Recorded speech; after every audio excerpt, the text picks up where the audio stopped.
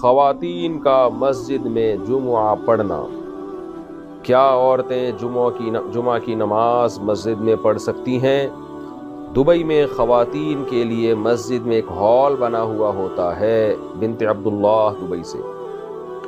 دیکھیں، رسول اللہ صلی اللہ علیہ وسلم کے دور میں خواتین جمعہ کی نماز بھی مسجد میں پڑھتی تھیں اور باقی نمازیں بھی، لیکن نبی صلی اللہ علیہ وسلم نے انہیں اس کی ترغیب نہیں دی، بلکہ ترغیب یہ دی کہ عورت کے گھر کی نماز وہ مسجد کی نماز سے افضل ہے۔ بعض خواتین نے تو یہ حدیث سن کے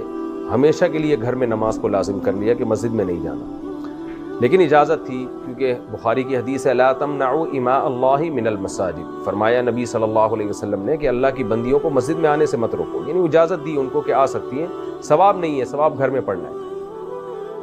باقی پھر بعد میں فقہا نے دیکھا کہ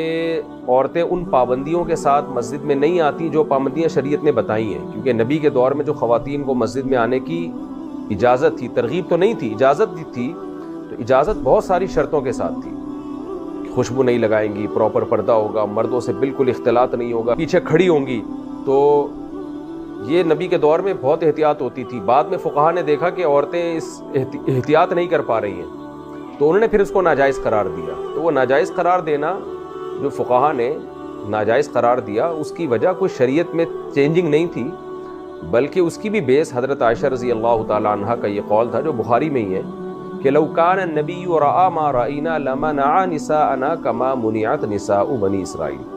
کہ نبی صلی اللہ علیہ وسلم ہمارے زمانے کی عورتوں کو دیکھ لیتے تو مسجد میں آنے سے ان کو روک دیتے، جیسے کہ بنی اسرائیل کی عورتوں کو روکا گیا۔ تو یہ امی عائشہ رضی اللہ تعالی عنہ کا بیان ہے، وہ اس دور کی بات کر رہی ہیں۔ تو آج بھی آپ دیکھیں کہ خواتین کہاں احتیاط کرتی ہیں، اختلاط بھی ہوتا ہے مردوں کے ساتھ۔ تو یہ تو میں نے ان فقہا کا موقف بیان کیا جو یہ کہتے ہیں، جیسے حنفیہ کا یہی موقف تھا کہ مسجد میں نہ آئیں، گھر میں نماز پڑھیں، مسجد میں آنے پر پابندی لگائی، اس لیے کہ وہ پابندیوں پر عمل نہیں ہو رہا ہے جو شریعت نے کہی۔ لیکن آج میں بعض علماء کہتے ہیں کہ اس کو ہم دوسرے زاویے سے بھی دیکھیں کہ اگر خواتین کو ہم مسجد میں آنے سے آج روکتے ہیں تو ٹھیک ہے، وہ جو بے پردگی کا خطرہ تھا وہ نہیں ہے، لیکن دوسرے خطرات جو اس سے بھی بڑے خطرات ہیں وہ لاحق ہو گئے ہیں۔ اس لیے کہ خواتین کا اگر اس زمانے میں مسجد سے لنک نہیں ہوگا، مسجد سے رابطہ نہیں ہوگا، تو خواتین میں الحاد اور بے دینی بہت تیزی سے پھیلے گی۔ مسجد کا ایک بہرحال ایک موقع ہوتا ہے، مسلمانوں کے اجتماعات میں شرکت کی ایک الگ برکتیں ہوتی ہیں۔ امام ابو حنیفہ رحمہ اللہ یا دیگر فقہا جو امام حنیفہ کے موقف سے اتفاق کرتے تھے، انہوں نے جو عورتوں کو روکا نا مسجد میں آنے سے، وہ اسلامی حکومتوں کا دور تھا۔ اس وقت عورت کو گھر میں پورا دین مل رہا تھا اور وہ گھر سے کہیں بھی نہیں جا رہی تھی، گھر کی چار دیواری میں تھی وہ۔ لیکن آج خواتین شاپنگ سینٹروں میں جا رہی ہیں، سینما گھروں میں فلم دیکھنے جا رہی ہیں، جاب کر رہی ہیں، یونیورسٹیوں میں جا رہی ہیں، ہر شعبے میں ہیں۔ تو ایسے موقع پہ جب وہ گھر سے نکل تو چکی ہیں ہی، ایک خیر کی جگہ تھی مسجد، وہاں بھی آپ ان کے آنے پر پابندی لگا دیں، تو میں سمجھتا ہوں کہ یہ گویا ان کے لیے کفر اور الحاد کا دروازہ گویا کہ کھولنے کے مترادف ہے۔ تو اگر ہم دور اندیشی سے دیکھیں میری رائے کے مطابق،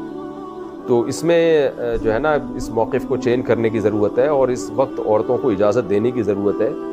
کہ خاص طور پہ یہ جو مسلمانوں کے بڑے بڑے اجتماعات ہوتے ہیں، جمعے کی نمازیں، عیدین کی نمازیں، ان میں خواتین کو شرکت کی اجازت دینی چاہیے۔ عید کی نماز کے بارے میں تو واضح حدیث ہے کہ جو مخدرات عورتیں ہیں، نبی صلی اللہ علیہ وسلم نے فرمایا ان کو بھی عیدگاہ میں لے کر آؤ، حتی الحیض، وہ عورتیں جو حیض میں ہوں ان کو بھی لے کر آؤ، حالانکہ نماز نہیں پڑھنی، انہوں نے دعا میں شریک ہو جائیں وہ۔ تو میرا خیال یہ ہے کہ اس زمانے میں خواتین کو مسجد میں آنا، اس کی اجازت دینی چاہیے، تاکہ ان کا ایک دین سے، ایک اسلامی شعار سے ایک رشتہ قائم رہے، کیونکہ بہت زیادہ الحاد پھیل رہا ہے خواتین میں بہت تیزی کے ساتھ۔